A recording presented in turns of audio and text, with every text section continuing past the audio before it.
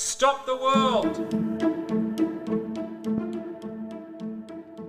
The first thing has to be investment. We need to build national power.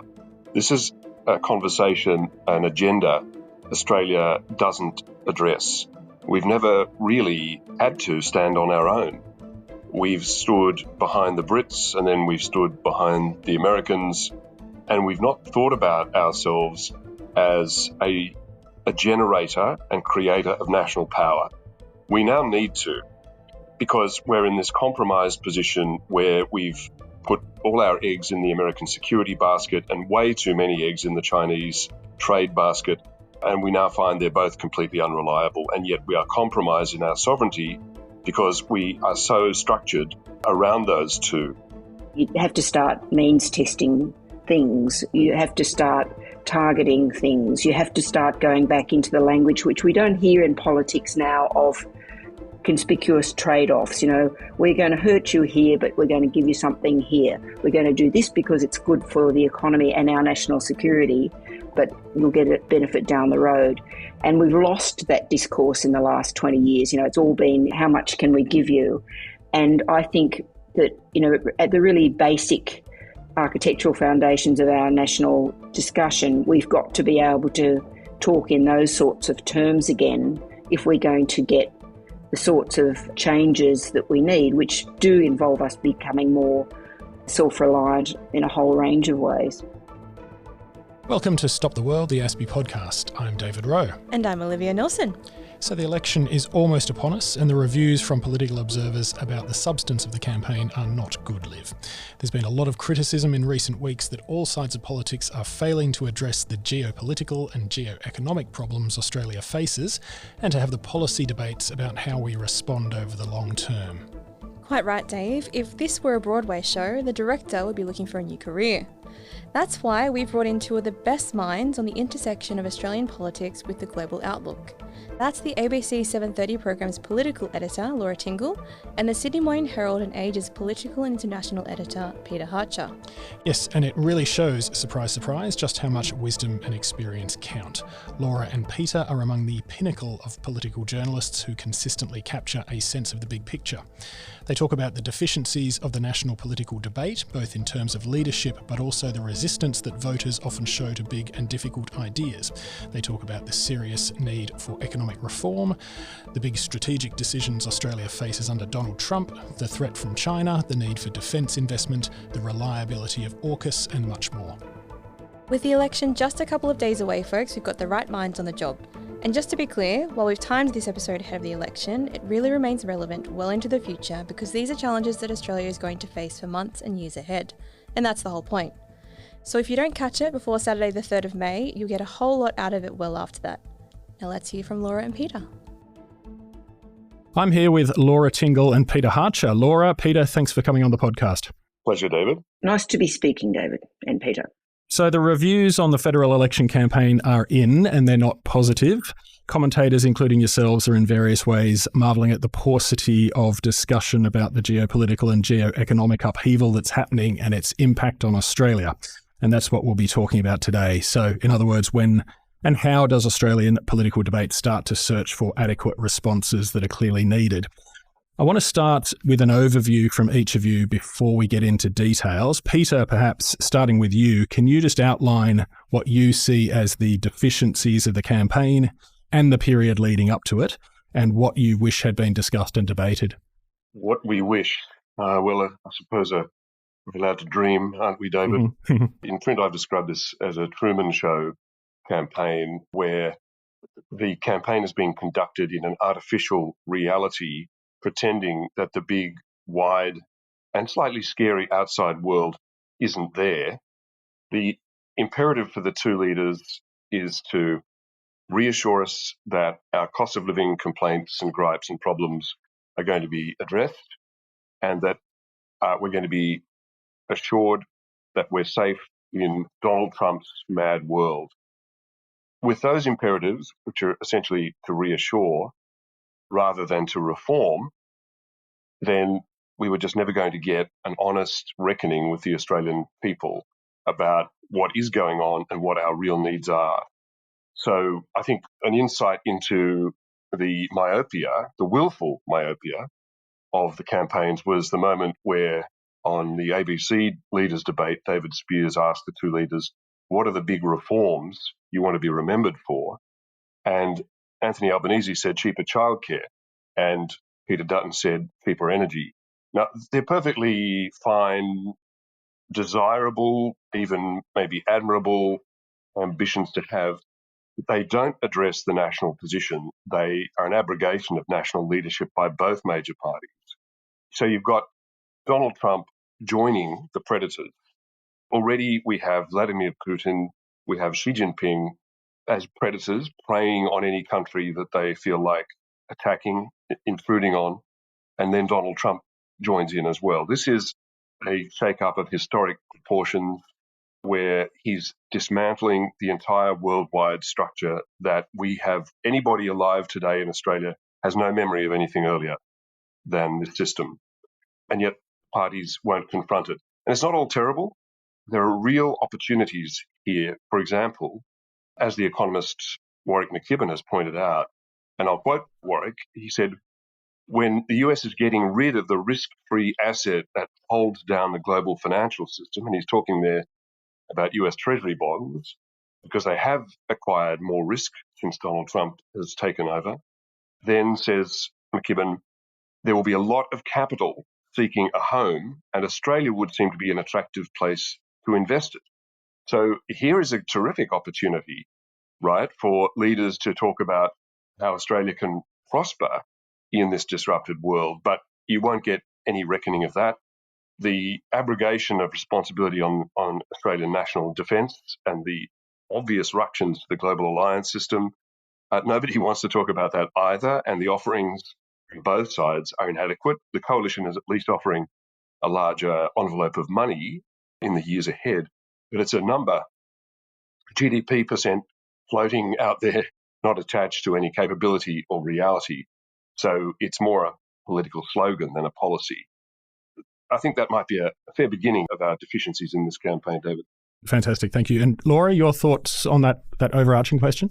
Thanks, David. Look, I think without going too far back in history, if we just think about where we're up to in a strategic policy discussion sense when we came into the campaign, essentially both sides had signed up to the AUKUS agreement. Now, whether that's a good, bad or indifferent agreement, that dominated the talk space, if you like, and it was sort of like, oh, well, we've fixed defence for now. We've fixed our defence strategy, hashtag AUKUS for the last 2 or 3 years. They've signed up to it despite, growing questions, particularly with the return of Donald Trump.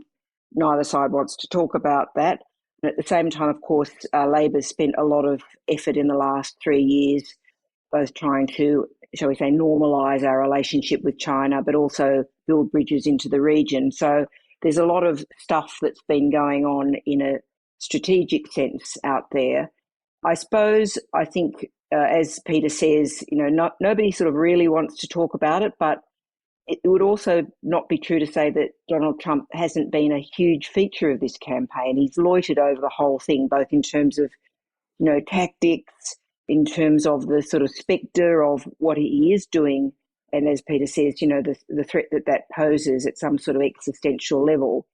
People know that it's out there. And yes, the politicians have been talking about cost of living and energy and things like that. But I think that reflects the fact that there's always at least 2 speeds in an election campaign. And these days it's all the more so because you have this really disengaged population now. So a lot of people will be, lucky to actually know what those cost of living type issues are, even, or what the policy announcements are. But then there's a lot of people who are engaged who are going, what's going on here? This is sort of rather alarming. What are they going to do about it?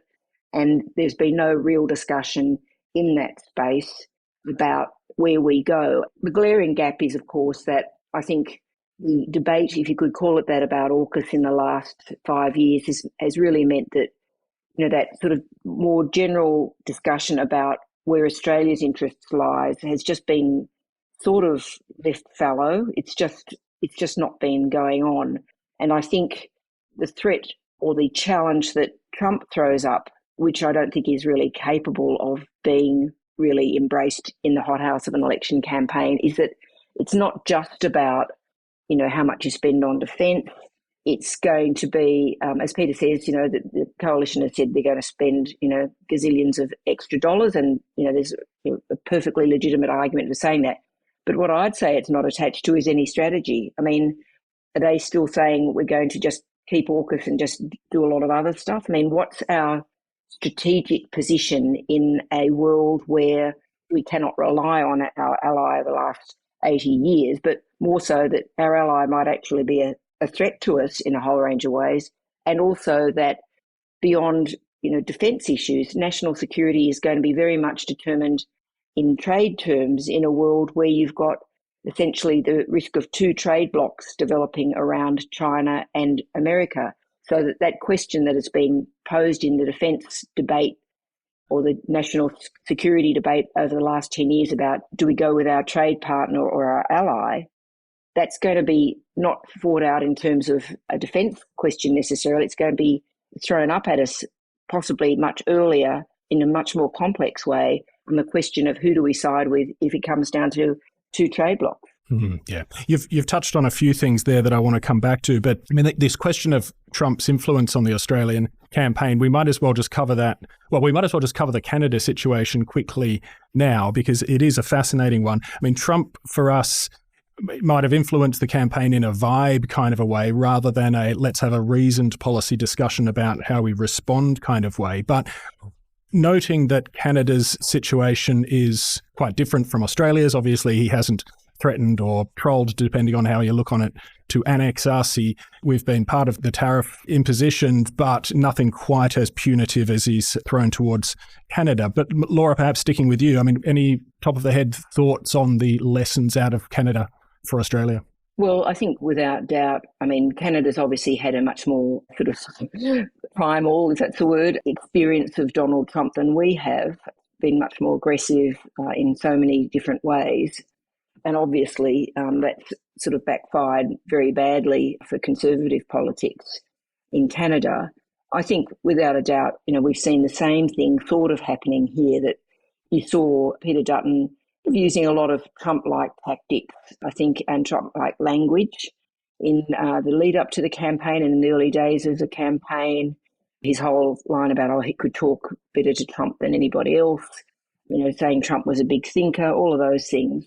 And he had to back off at 1,000,000 miles an hour when it clearly wasn't working and a lot of voters were getting alarmed. I think one of the interesting things, just as the campaign comes to a close, is that there's now this sort of view that's taken off amongst the pollsters and some of the political aficionados that the last great hope of the coalition may be that it can pick up some of those outer suburban seats in the big cities on the back of really big preference swings from One Nation and Clive Palmer's party.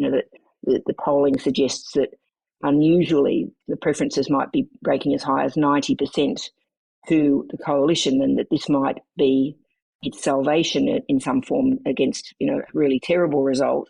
And you've seen Peter Dutton move back into a lot more of that sort of language in the last few days, which might appeal to people who are attracted by Trumpian politics.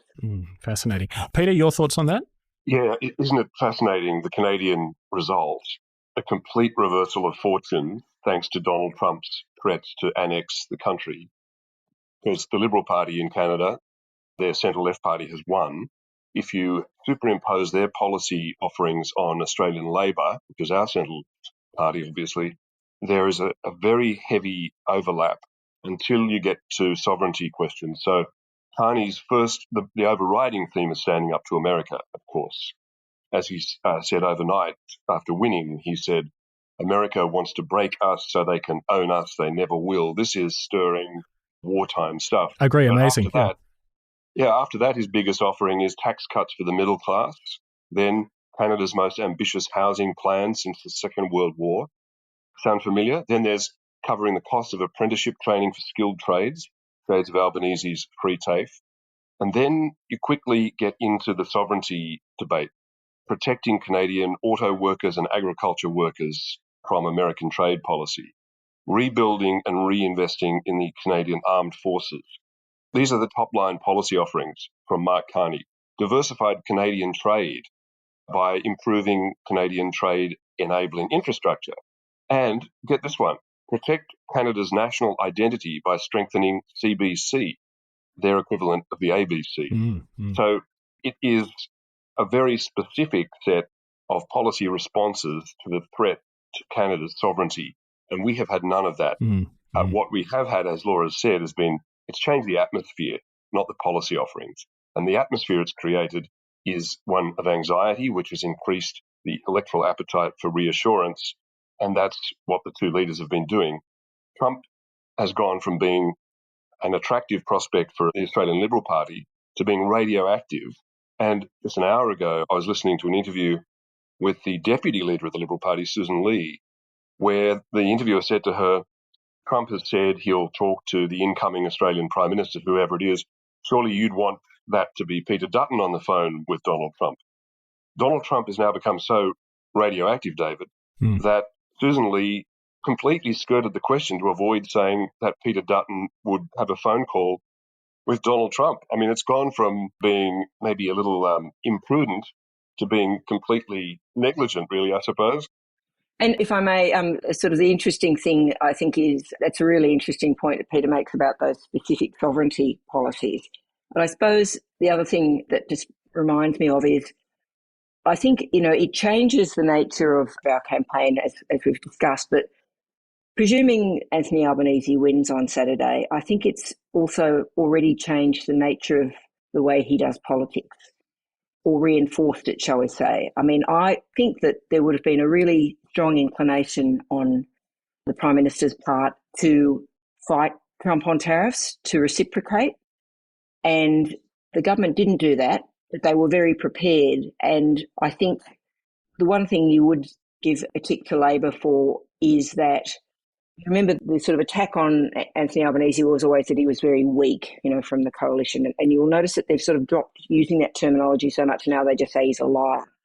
But that sort of position of being reassuring, which has sort of been forced upon Anthony Albanese, has sort of played into the fact that he was running this very middle of the road line on politics in general. Right from the beginning, I'm trying to be a consensus builder and all that sort of stuff. And I think, if he emerges from the election on Saturday as the winner, that will sort of start to characterise the way he plays on the international stage now. That it's boosted his confidence that that's the right way to go, and it's a natural place for him to go. I really think that just, in the same way he says, I like to fight Tories, I think his natural street fighter instincts would have been possibly in the beginning to take a much more aggressive approach. And I think it's a really fascinating outcome of what's happened in the last couple of months, that the government has taken this very much, we're the grown up in the room line. Yeah. I mean, certainly reciprocating on tariffs would have been insane, in my view. I mean, it would have been a mosquito bite to the Americans and simply brought more chaos our way. And one thing that I find reassuring about the Canadian outcome is that Canadians have, fled towards the very embodiment of dull internationalist technocrat. I mean, you couldn't find a more perfect embodiment of those ideas. So that's where people are finding reassurance in response to issues to challenges to sovereignty and those sorts of things, rather than populism. And I personally give a shout out to boring technocrats around the world. May they prosper. I did see him dancing somewhere footage this morning, so which is a sight you don't want to see too often, I think. I'm sure it wasn't great. So, look, let's just look at the economy quickly, and then we'll get on to geopolitics and defence. But coming from the point of view of a national security think tank and thinking about economic strength and economic security from the point of view of as an element of national power, the big question we really need to be talking about is, what do we want our economy to look like from about 2050 onwards? Quite apart from the immediate responses to tariffs and these sorts of things that we need to think about. But in this sort of changing world, how do we want to start shaping our economy so that it's something to be reckoned with in the second half of the century? What to you guys are the basic, we've touched on some of them, but what are the basic parameters of the economic debate that we should be talking about? Peter, you first. Well, the first thing has to be investment. We need to build national power. This is a conversation, an agenda Australia doesn't address. We've never really had to stand on our own. We've stood behind the Brits and then we've stood behind the Americans, and we've not thought about ourselves as a generator and creator of national power. We now need to, because we're in this compromised position where we've put all our eggs in the American security basket and way too many eggs in the Chinese trade basket, and we now find they're both completely unreliable, and yet we are compromised in our sovereignty because we are so structured around those two. We just need to build independent power, and we need to think about that in an active way. So investment is a priority, an absolute priority, to build our economy. Our population is always going to remain relatively small, but our economy is already the size of Russia's. We don't have a tiny, minuscule economy, and we need to build the size and dynamism of it absolutely. At the same time, we have to impose some discipline on how much we spend in that enterprise, but we can't be panicked. We do need to be able to tolerate some debt so that the state can co-invest and generate private sector investment. So I think that's the overriding priority. If you look at our position on the globe, we're in a position to project power across about a third of the planet. It's a tremendously, potentially powerful position that we're in. We've never thought about it in those terms, and we need to think about it in those terms, in economic power, in defence power, in cultural and soft power. We need to think about all these dimensions. The economy is the wellspring of national power because it creates the dividend to pay for everything else, and that's where we have to start. Right. Laura, to you, but are there any particular sort of economic ideas that we should be pursuing in order to do what Peter's describing there, i.e., build some sort of, long-term industrial power that we can rely on? Well, I think, unfortunately, we've got to go right back to the basics, I think, David, in this. I mean, I agree that, absolutely, we've got to sort of stand on our own 2 feet. And that has a whole heap of implications now. And it means a transformation of a lot of our discussions into the really big picture ideas. For example, talked about debt and deficits for what seems like my entire lifetime. And I think that Peter's right. Debt is here to stay. We have to have a tolerance for debt. We can't just immediately go, debt's terrible. But I think what we do need to sort of do is say, well, what do we want governments to do now? What is the role of government? And it's not just about, the deficit's too big. It's about what is the nature of the interventions that we are prepared or demand of government to back that investment. Now, government interventions can be anything from sort of Soviet-style investments through to something much more subtle.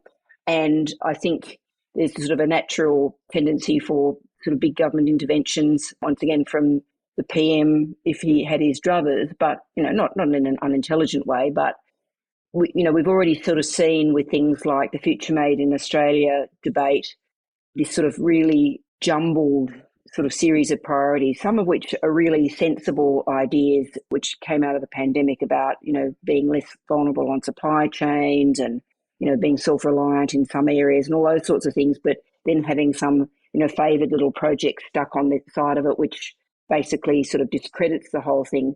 So I think we need to have a very clear-eyed view about what the nature of government interventions are to back that. We need to redefine, obviously, the defence strategy and what the implications of that are for defence industries in Australia.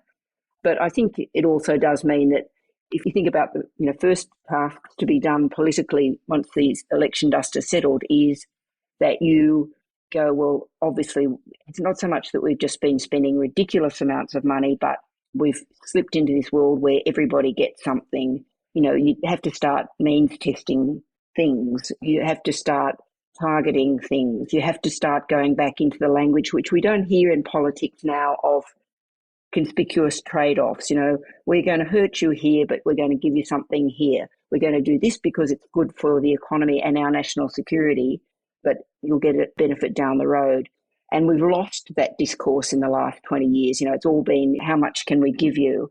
And I think that, at the really basic architectural foundations of our national discussion, we've got to be able to talk in those sorts of terms again if we're going to get the sorts of changes that we need, which do involve us becoming more self-reliant in a whole range of ways.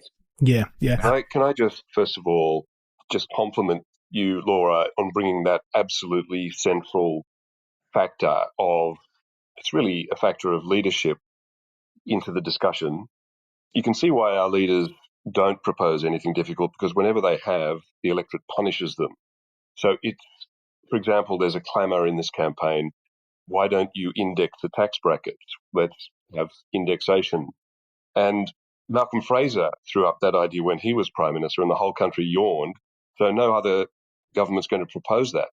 Housing policy, why don't you, the Greens insist that the government of the day reduce the benefits of investing in housing, negative gearing, capital gains taxes.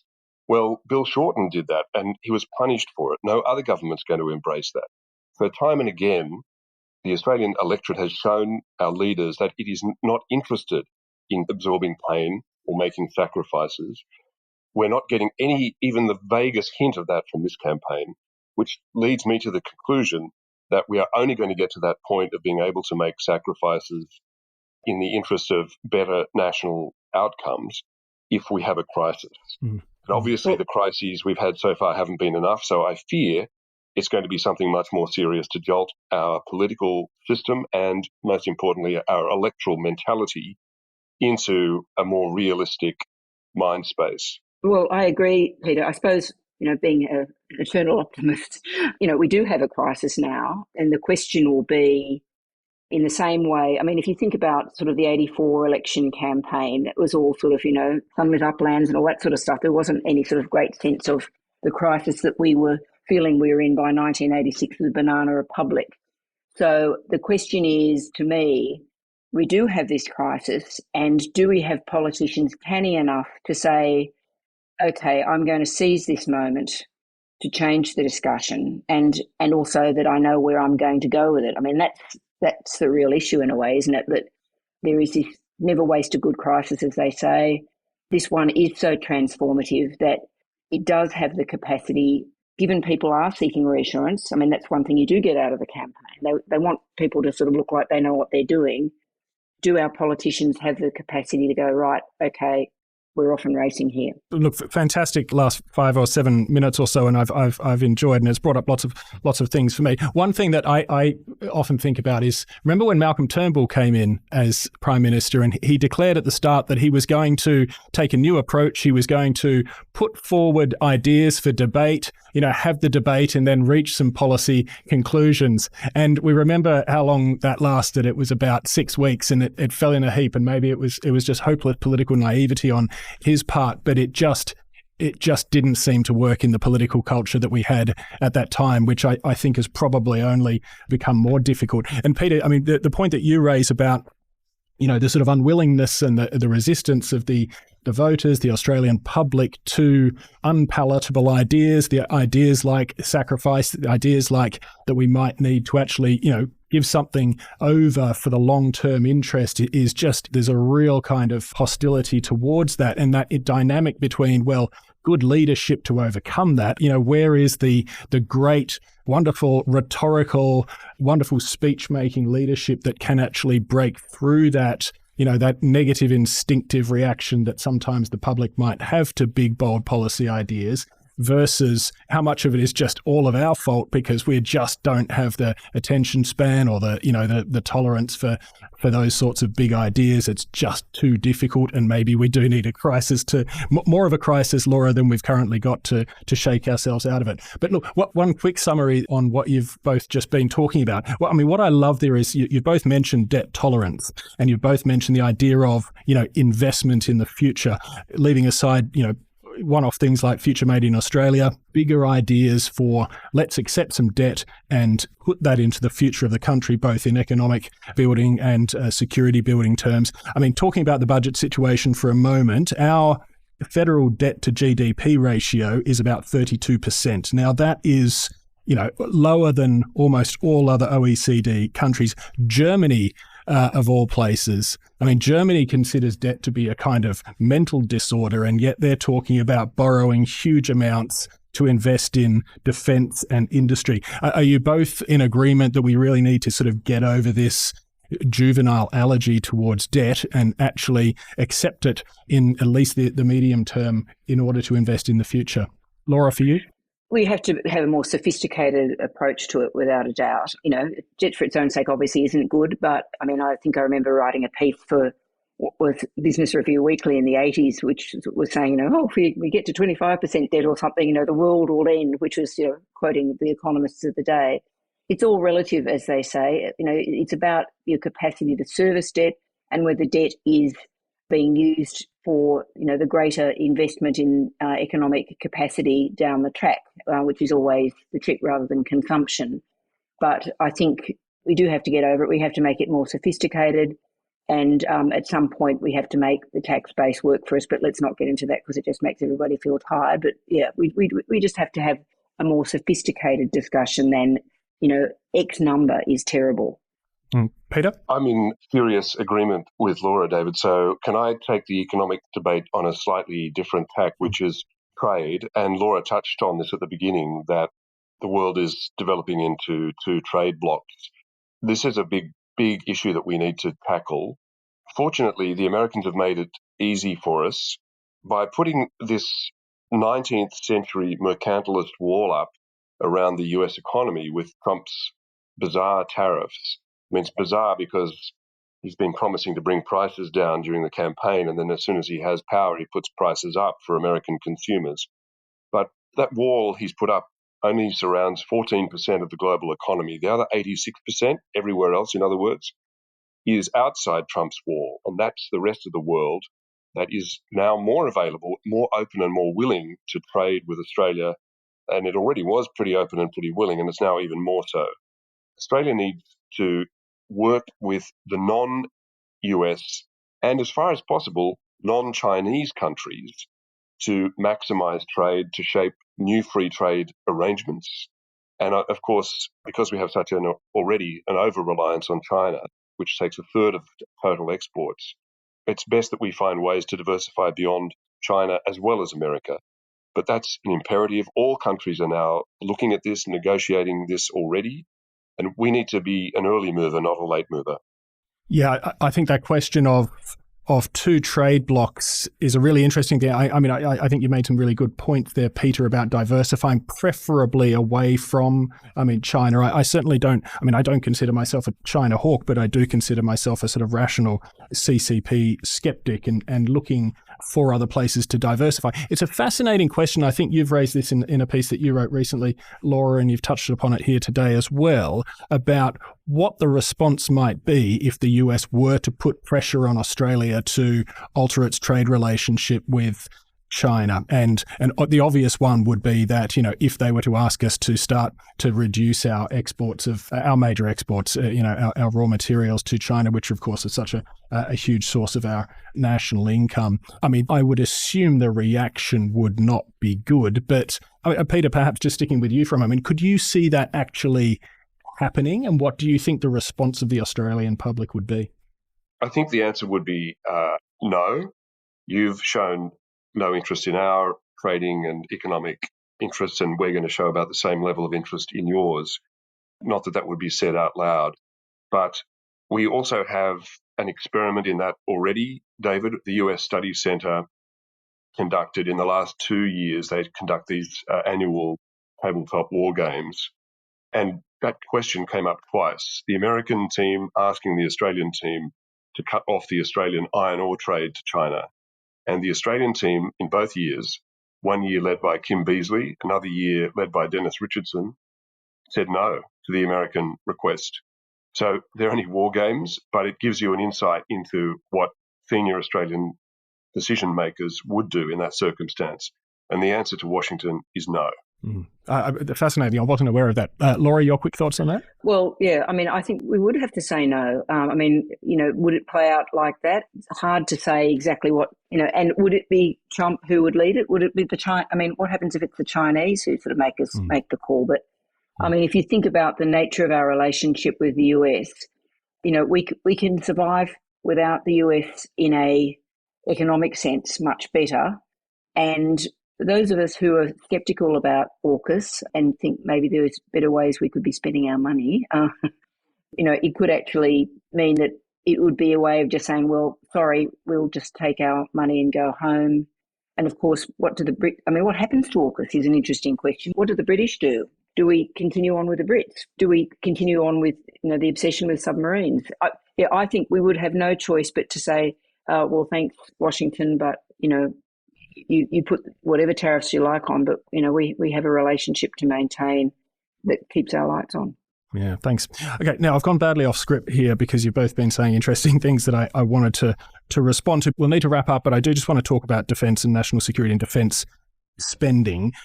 I mean, there's a kind of a fixation in the political discussion on the percentage of GDP. I mean, for understandable reasons, it's often set as a sort of benchmark that's an expectation for countries, NATO countries and so forth, that then gets used by others. But I mean, everyone knows, and Laura, you mentioned this, I think, early on in the discussion. I mean, what we really need to do is decide what our strategic risks are, what capabilities we need to meet those, how much those will cost, and then where you find the money. And then the GDP number ends up being whatever it costs. One reading, and that I think is a reasonably persuasive one, is that it's difficult for any government in Australia to make the policy argument for defence capability investment when we're struggling to find the right sort of geopolitical vocabulary to talk about China as the major strategic risk. And I mean, that's understandable up to a point. As Laura, you mentioned that both parties have been, somewhat in favour of stabilising. The government has been looking to stabilise the relationship with China, and it makes it difficult in some ways for them to talk about China as our major strategic threat. Nonetheless, there's a sort of lack of candour about the urgency and gravity and the risk that China poses, and therefore not really much of a constituency for defence spending versus other types of spending, or versus higher taxes, or versus greater debt. Perhaps, Laura, to you first, what are your thoughts on that? Well, it could be that it becomes easier. I mean, I suppose my sort of sense is all of these signals are basically taking us back to the Defence of Australia posture, right? But as you say, people may think China is a major strategic risk, but there's not much clarification around what that means. I mean, do we expect China to invade us? I don't think anybody's actually suggesting that. But if that's, our defence stance is about defence of Australia, I think it becomes a bit more sophisticated. And I would sort of put this in the context of, the flotilla of ships that circumnavigated Australia recently from the PLA, and also in terms of Trump sort of asserting rights to mine in international waters. I think it's going to break down once again very much in those sort of, could break down in those sort of trade terms where we sort of say, well, the sorts of things we are going to have to defend are our areas of economic interest and our waters and our mining rights and things like that, our trade routes. I think if we can bring it back to those sorts of more sort of understandable issues about what we're trying to actually do here and link it into trade, that makes it a sort of more digestible political argument. Yeah, no, I agree. I mean, it's certainly, to me, it's a bit less about an invasion of Australia than it is about China's emergence and, I suppose, consolidation as a kind of coercive regional hegemon that is fundamentally antithetical to Australia's interests, and how we avoid that. Now, without the US, it's a bloody Herculean task working with Japan or whoever else. But anyway, Peter, your thoughts? Yeah, just 2 quick points I'd make, David. One is that Laura's right. We're not anticipating a mainland invasion from China, but the Defence Strategic Review itself talked about the plausible threat, and the one that's in most defence planners' minds, and that is the day, if and when our Chinese friends, having failed to break our sovereign will through trade with trade bans, instead applies a de facto trade blockade or embargo. All they need to do is have a couple of task forces to our northern approaches conducting extended military manoeuvres, and commercial shipping and commercial air traffic wouldn't go near the place. So that's the scenario. It's already in published Australian government documents. You're right, the leaders don't want to confront it, but our Chinese friends aren't going to let them get away with that because, 8 years ago it was Sam Dastyari, and we learned about the Chinese government attempt to corrupt and subvert our political system, and we reacted. Then 5 years ago it was the trade bans, and that really woke the country up. A few weeks ago it was the Chinese task group conducting live fire exercises off the coast of Sydney. Our Chinese friends are not going to let us get away with avoiding the subject, and our leaders are going to be forced to address it. The other point I'd make is I disagree with Laura, I think, about the AUKUS project. I think we are locked so deeply into the US system, we can't walk away easily. We need software upgrades at the very least, not to mention spare parts and resupply and all the other stuff. So my view is we salvage what we can from the US alliance without expecting it to continue as it's been, and we look for more independent capability. But as a part of salvaging what we can, I think we should continue with AUKUS Pillar 1 and 2, extract as much technological advantage and developmental advantage as possible from Pillar 2, and just persist with the submarines and see how far we get. Who knows? Who knows who the next president of the US will be? But not to walk away from that. We need to protect not only our own waters, as Laura says, but protect our interests. And one of those interests is sea lines of communication and the ability to import and export, and submarines are critical to protecting that interest. I think I was thinking more about Trump's America walking away from us on AUKUS, Peter. Yes, well, that's absolutely yes. Well, yeah, at the risk of overly diplomatically agreeing with both of you, I think, Peter, I do share your view that AUKUS, we are so reliant on the US alliance for our security that we need to persist with it as long as we possibly can while it's in our interests to do so. But at the same time, recognising the realities that Laura has raised there, both about the reliability of future US engagement, but also just the practical feasibilities of Pillar 1 are somewhat troubling. I mean, the delivery of US Virginia class that will affect the immediate phase of Pillar 1 is a real worry. So there are also just some basic sort of like practical concerns that we need to think about. Anyway, wonderful discussion. Thank you both so much. I realize it's the busiest week of your 3-year cycles probably, and I'm very, very grateful to both of you for speaking to us. We'll wrap up there. Thanks, guys. Thank you. Pleasure, David. See you, Laura. Thanks, Peter. Thanks for listening, folks. Happy voting on Saturday if you haven't voted already, and we'll see you again next week.